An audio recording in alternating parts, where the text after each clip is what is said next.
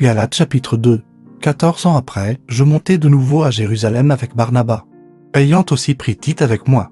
Et ce fut d'après une révélation que j'y montai. Je leur exposai l'évangile que je prêche parmi les païens. Je l'exposai en particulier à ceux qui sont les plus considérés, afin de ne pas courir ou avoir couru en vain.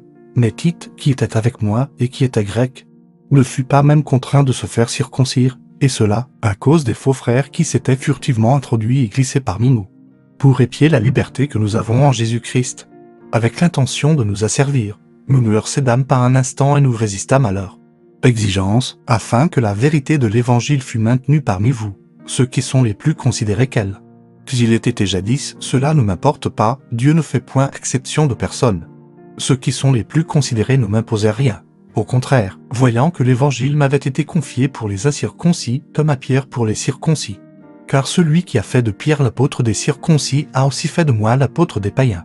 Ayant reconnu la grâce qui m'avait été accordée, Jacques, Céphae et Jean, qui sont regardés comme des colonnes, me donnèrent, à moi et à Barnabas, la main d'association, afin que nous allassions, nous vers les païens, et eux vers les circoncis. Ils nous recommandèrent seulement de nous souvenir des pauvres, ce que j'ai bien eu soin de faire. Mais lorsque Céphae vint à Antioche, je lui résistai en face, parce qu'il était répréhensible.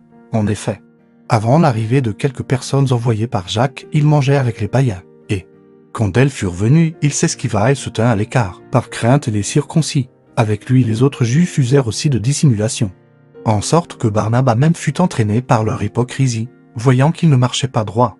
Selon la vérité de l'Évangile, je dis à Céphae, en présence de tous, si toi qui es juif, tu vis à la manière des païens et non à la manière des juifs, pourquoi forces-tu les païens à judaïser? Nous sommes juifs de naissance, et non pécheurs d'entre les païens. Néanmoins, sachant que ce n'est pas par les œuvres de la loi que l'homme est justifié, mais par la foi en Jésus-Christ, nous aussi nous avons cru en Jésus-Christ, afin d'être justifiés par la foi en Christ et non par les œuvres de la loi. Parce que nul chair ne sera justifié par les œuvres de la loi. Mais, tandis que nous cherchons à être justifiés par Christ, si nous étions aussi nous-mêmes trouvés pécheurs, Christ serait-il un ministre du péché? Loin de là. Car, si je rebâtis les choses que j'ai détruites, je me constitue moi-même un transgresseur, car c'est par la loi que je suis mort à la loi, afin de vivre pour Dieu. J'ai été crucifié avec Christ, et si je vis, ce n'est plus moi qui vis. C'est Christ qui vit en moi, si je vis maintenant dans la chair. Je vis dans la foi au Fils de Dieu, qui m'a aimé et qui s'est livré lui-même pour moi. Je ne rejette pas la grâce de Dieu. Car si la justice s'obtient par la loi, Christ est donc mort en vain.